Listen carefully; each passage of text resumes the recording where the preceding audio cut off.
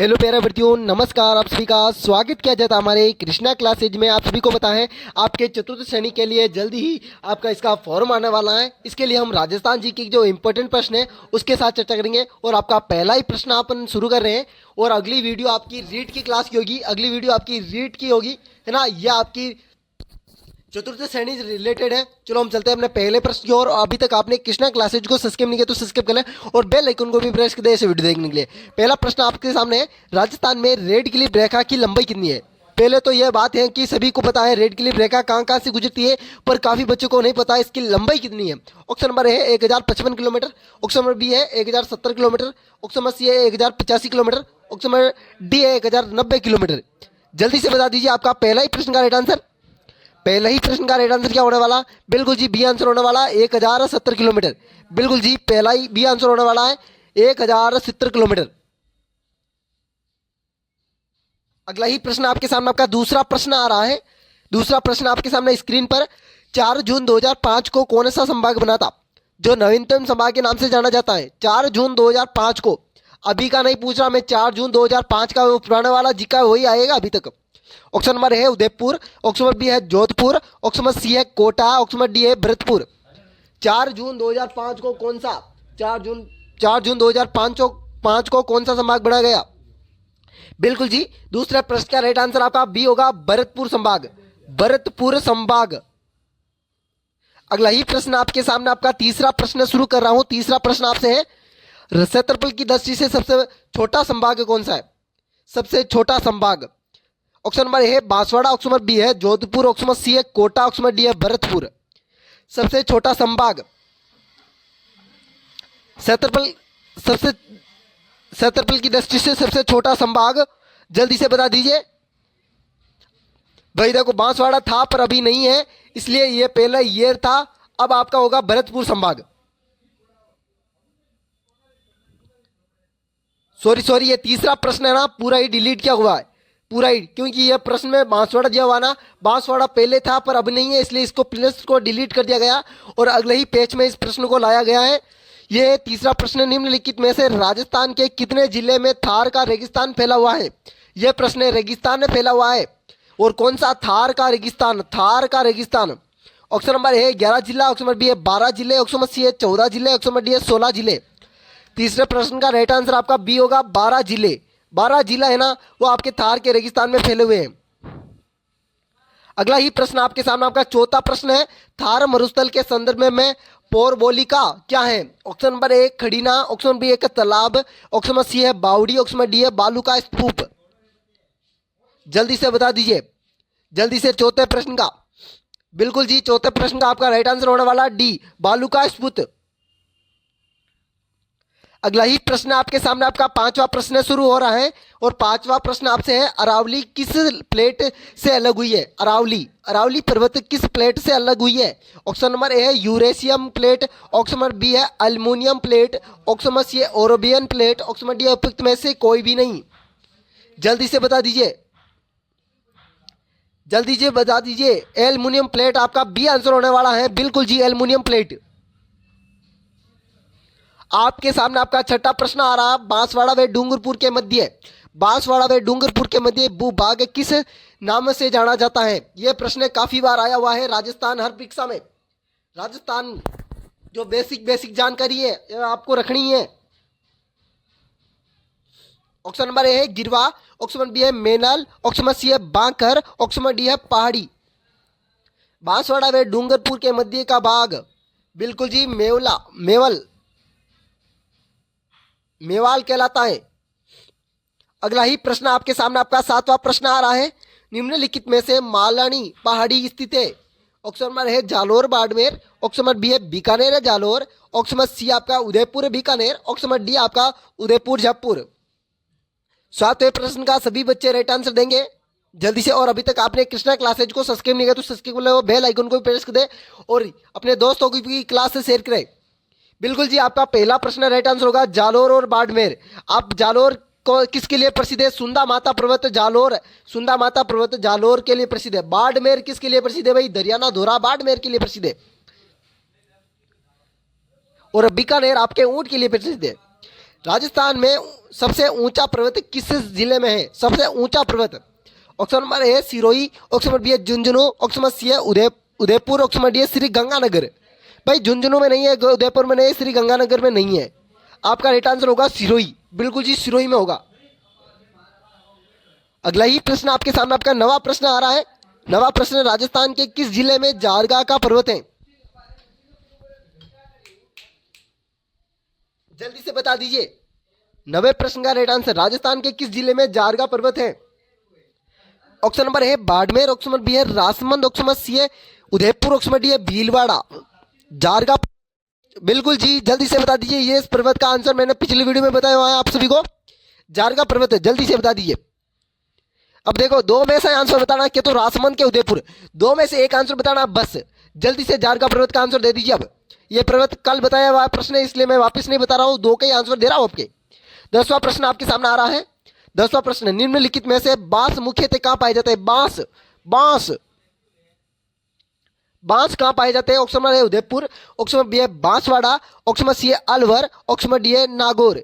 भाई काफी बच्चे बांस देखते ही बांसवाड़ा चले गए होंगे और बांसवाड़ा आपका उसका गलत आंसर हो गया। अलवर गलत है, नागौर गलत है, आपका राइट आंसर उदयपुर होगा। अगला ही प्रश्न आपके सामने 11वां प्रश्न है। 11वां प्रश्न आपसे क्या कह रहा है? राजस्थान का वर्तमान में कौन सी प्राकृतिक आपदा से संबंधित नहीं है? प्राकृतिक आपदा, प्रकृति की मतलब आसपास के वातावरण का जो संबंधित होता है उसके प्रकृति पे। Option number A tsunami, option number B है भूकंप, ऑप्शन नंबर सी है बाढ़, ऑप्शन नंबर डी है सूखा। जल्दी से 11वें प्रश्न का सभी बच्चे राइट आंसर देंगे, मेरे को बताएं। और बिल्कुल जी, आपका जो सूखा होता है वो पृथ्वी के ऊपर पड़ता है, बाढ़ आती है और भूकंप भी आता है। जल्दी से जल्दी से। और पर सुनामी है ना, सुनामी नहीं है आपका, सुनामी आपकी कहां पर? समुद्र में आती है, समुद्र में जो सुनामी की लहरें आती है, ऊंची उड़ती है ना, उसे सुनामी कहते हैं। आपका 12वां प्रश्न, सहरिया विकास कार्यक्रम किस वर्ष शुरू किया गया? सहरिया सहरिया सहरिया का जनजाति है, सहरिया का जनजाति है, आपको पता है ना, सहरिया जनजाति। ऑप्शन नंबर है 1977, ऑप्शन नंबर बी है 1985, ऑप्शन नंबर सी है 1978, ऑप्शन नंबर डी है 1955। जल्दी से बता दीजिए 12वें प्रश्न का राइट आंसर। बिल्कुल जी, 12वें प्रश्न का राइट आंसर सभी बच्चे देख रहे हैं। और पहला ही प्रश्न आपका राइट आंसर हो रहा है, ए आंसर 1977। अगला ही प्रश्न आपके सामने आपका 13वां प्रश्न, पंचायती राज को संविधान की कितनी अनुसूचित में रखा गया है? पहले तो ये बताओ, ये है ना पंचायती राज, ये कहां से शुरू हुई? नागौर के बगदरी गांव में। और किसने शुरू की थी? जवाहरलाल नेहरू जी ने शुरू की थी, है ना, आपको याद रखना है। और जवाहरलाल नेहरू का एक और वचन है, बांधों का, बांध से संबंधित था, बोलो क्या था? बांध से संबंधित जवाहरलाल नेहरू का क्या था? जल्दी से बता दीजिए। अब बांध से संबंधित क्या था, जवाहरलाल नेहरू ने क्या कहा था? ऑप्शन नंबर ए है 19, ऑप्शन नंबर बी है 16, ऑप्शन नंबर सी है 13, ऑप्शन नंबर डी है 11। पंचायती राज की सूची में 11वीं अनुसूचित में रखा गया भाई आपका पंचायती राज, 11वीं अनुसूचित में। आधुनिक भारत का मंदिर कहा गया था? किसे किसे? बांध को जवाहरलाल नेहरू ने कहा था। 14वां प्रश्न आपके सामने आ रहा है, राजस्थान दिवस कब मनाया जाता है? यह प्रश्न सभी बच्चे को आना चाहिए। यह प्रश्न नहीं आ रहा है तो आप कितने पानी में हो आपको पता चल जाएगा। ऑप्शन नंबर ए है 20 मार्च, ऑप्शन नंबर बी है 26 मार्च, ऑप्शन नंबर सी है 30 मार्च, ऑप्शन नंबर डी है 2 फरवरी।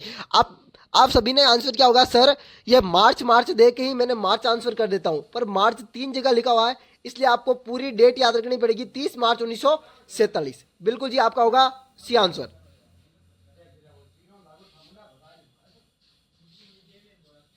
अगला ही प्रश्न आपके सामने आपका 15वां प्रश्न आ रहा है, निम्न में से राजस्थान राज्य पक्षी कौन सा है? राजस्थान का राज्य पक्षी जल्दी से बता दीजिए।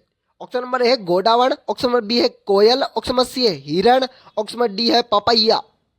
भाई देखो, हिरण को गोडावण आपका राज्य पक्षी है, बिल्कुल जी, आपका राइट आंसर ये होगा। ये नहीं है, ये नहीं है, ये नहीं है, पर गोडावण को किस नाम से और जाना जाता है? जल्दी से बता दीजिए, गोडावण को और किस नाम से जाना जाता है? जल्दी से बता दीजिए सभी बच्चे, गोडावण को किस नाम से जाना जाता है? और इसका 1981 सॉरी हाँ 1981 में इसे घोषित किया गया था राजस्थान का राज्य पक्षी। इसे और किस नाम से जाना जाता है? जल्दी से बता दीजिए। आपका 16 प्रश्न आ रहा है, केंद्रीय शुष्क बागवानी संस्था कहाँ स्थित है? केंद्रीय शुष्क पूछ रहा है, शुष्क बागवानी। ऑप्शन नंबर है गंगानगर, ऑप्शन नंबर बी है हनुमानगढ़ ऑप्शन नंबर सी है बाड़मेर, ऑप्शन नंबर डी है बीकानेर। जल्दी से बता दीजिए। केंद्रीय शुष्क बिल्कुल जी बीकानेर होगा आपका, बीकानेर शुष्क। अगला ही प्रश्न आपके सामने, आपका 17वां प्रश्न आ रहा है। केंद्रीय शुष्क सत्र अनुसंधान संस्था की स्थापना किस वर्ष की गई है, या गठन किस वर्ष किया गया? ऑप्शन नंबर है 1955, ऑप्शन नंबर बी है 1959, ऑप्शन नंबर सी है 1962, ऑप्शन नंबर डी है 1968। बिल्कुल जी जल्दी से बता देंगे।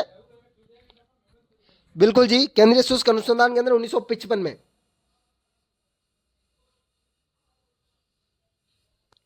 अगला ही प्रश्न आपके सामने 18वां प्रश्न आ रहा है। राष्ट्रीय सरसों अनुसंधान केंद्र सेवर, विशेष नाम क्या है? सेवर कब स्थापित किया गया है? ऑप्शन नंबर है 1973, ऑप्शन नंबर बी है 1969, ऑप्शन नंबर डी है 1950, ऑप्शन नंबर डी है 1949। आपका होगा 1973। अगला ही प्रश्न आपके सामने 19वां प्रश्न आ रहा है। निम्नलिखित में से ऊंट अनुसंधान केंद्र कहां पर है? ऊंट अनुसंधान केंद्र, ऑप्शन नंबर है जोधपुर, ऑप्शन नंबर बी है बीकानेर, ऑप्शन नंबर सी है जैसलमेर, ऑप्शन नंबर डी है अजमेर। भाई अजमेर में नहीं है, जैसलमेर में नहीं है, जोधपुर में नहीं है, आपका बीकानेर होगा राइट आंसर। ऊंट अनुसंधान केंद्र बीकानेर।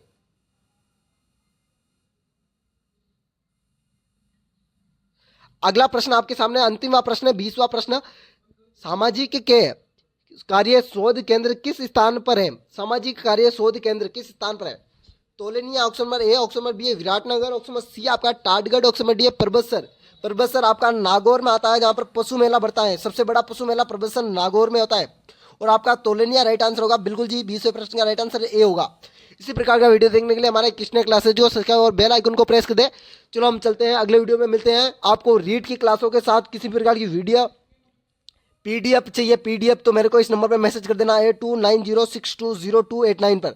आपका जल्दी से 30 दिन बचे हैं रीट वाले विद्यार्थी, 30 ही दिन बचे हैं। 30 दिन की आपकी तैयारी बेहतर रंग ला सकती है और आप 3rd ग्रेड टीचर बन सकते हो। और टीचर की तिनका भी बढ़ने वाली है, और इस तिनका को देखकर या आपको पेमेंट को देखकर आपको मेहनत करनी चाहिए और अपने माता पिता का नाम रोशन करना चाहिए। अलविदा साथियों, अगले वीडियो में मिलते हैं। राधे राधे, अलविदा, जय श्री देव नारायण की। सभी विद्यार्थियों को एक बार फिर से तहे दिल से हार्दिक अभिनंदन, क्योंकि आप लास्ट तक बने रहे और आप सभी ने आंसर दिया होगा। 20 प्रश्न का कितने प्रश्न आपके राइट हुए यह आपको कमेंट बॉक्स में आंसर देना है। और किसी भी प्रकार की आपकी चतुर्थ श्रेणी के लिए भी पीडीएफ चाहिए तो इस नंबर पर मैसेज कर सकते हो आप। और किसी प्रकार की जानकारी चाहिए तो भी मैसेज आप कर सकते हो। वेलकम साथियों।